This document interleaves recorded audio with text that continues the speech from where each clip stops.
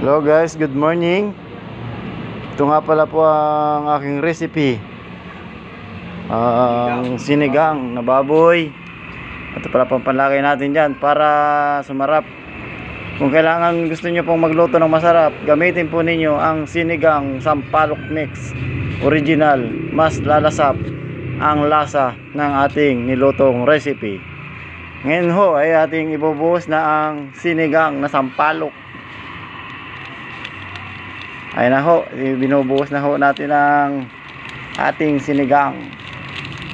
Lasap ang sarap. Ito na guys, ito na, kumukulay na oh. Ngayon ho ay pagka malambot ng ating karne, ay lalagay natin ang kanyang sahog, ang sili at repolyo. Guys, haluin natin para magano yung itong sigang maluto ba. Ngayon guys, napakasarap na nito. Pwede nang ikain.